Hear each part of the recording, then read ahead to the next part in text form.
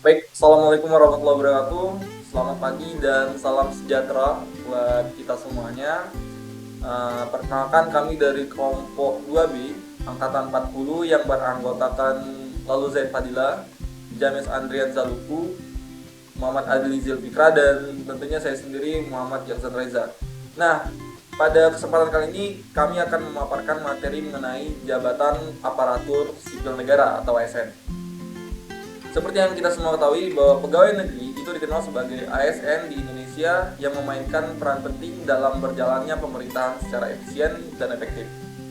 Jadi presentasi ini akan memberikan gambaran umum tentang berbagai posisi ASN dari administrasi hingga peran kepemimpinan tingkat tinggi, serta regulasi utama dan pengembangan sumber daya manusia. Nah, untuk posisi administratif itu ada 3. Yang pertama itu adalah petugas administrasi, yang dimana berfungsi untuk bertanggung jawab atas tugas-tugas administrasi seperti pengarsipan, entry data, dan juga pemrosesan dokumen.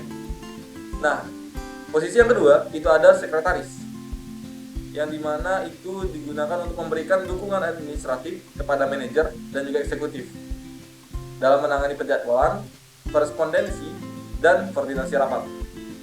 Untuk posisi yang ketiga itu ada asisten administrasi, yang dimana berfungsi untuk mendukung operasi harian sebuah departemen atau organisasi dengan membantu berbagai tugas administratif. Seperti itu.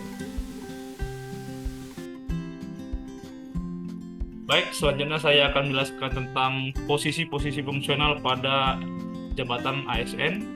Yang pertama, peran spesialis, di mana peran ini membutuhkan keahlian teknis tertentu seperti analis, peneliti, dan ahli materi. Selanjutnya ada layanan profesional, di mana peran ini memberikan layanan profesional kepada pemerintah, termasuk profesional di bidang hukum, keuangan, dan TI. Dan yang ketiga, spesialis sektor publik, di mana posisi ini berfokus pada penyampaian layanan publik, seperti pekerja sosial, pendidik, dan petugas kesehatan masyarakat. Selanjutnya saya akan membahas tentang posisi kepemimpinan tingkat tinggi pada jabatan ASN. Yang pertama adalah eselon 1, di mana eselon 1 ini merupakan eksekutif tingkat senior seperti sekretaris jenderal dan direktur jenderal yang bertanggung jawab atas pembuatan kebijakan dan perencanaan strategis terhadap instansinya masing-masing.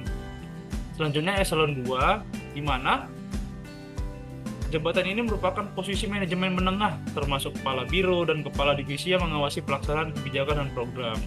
Dan yang terakhir ada eselon 3, di mana eselon 3 ini berperan untuk memimpin tingkat awal seperti kepala bagian dan manajer unit atau bahkan kepala kantor yang mengelola operasi harian dan pengawasan tim. Peraturan Pemerintah Nomor 17 Tahun 2020. Yang pertama yaitu klasifikasi posisi ASN. Peraturan ini menguraikan tentang klasifikasi posisi ASN menjadi posisi administratif, fungsional, dan kepemimpinan tingkat tinggi. Yang kedua terdapat pengembangan karir. Peraturan ini memberikan pedoman untuk perkembangan karir dan promosi ASN dalam sipil aparatur sipil negara. Yang ketiga terdapat standar kompetensi, yaitu peraturan ini menetapkan standar kompetensi untuk setiap posisi, memastikan bahwa ASN memiliki keterampilan dan pengetahuan yang diperlukan. Yang keempat terdapat manajemen kinerja, yaitu peraturan ini memperkenalkan sistem manajemen kinerja untuk mengevaluasi dan meningkatkan efektivitas aparatur sipil negara. Selanjutnya itu pengembangan sumber daya manusia untuk ASN. Yang pertama yaitu pelatihan dan pengembangan, kesempatan belajar terus-menerus untuk meningkatkan keterampilan dan pengetahuan aparatur sipil negara. Yang kedua, terdapat kemajuan karir, yaitu salah satu jalur karir yang terstruktur dan berkesempatan untuk dilakukan promosi untuk memotivasi dan mempertahankan ASN yang berbakat. Ketiga yaitu program mentorship, mempertemukan ASN yang berpengalaman dengan pegawai baru untuk memberikan bimbingan dan dukungan. Yang keempat yaitu manajemen kinerja, yaitu umpan balik reguler, penilaian, dan pengakuan untuk memastikan bahwa aparatur sipil negara tersebut mampu dan memenuhi kapabilitas dan kompetensi sesuai ekspektasi yang ada. Terima kasih. Selanjutnya, tantangan dan peluang posisi ASN. Yang pertama, beradaptasi dengan perubahan, mengikuti perkembangan teknologi, kebijakan, dan tuntutan politik yang terus berkembang.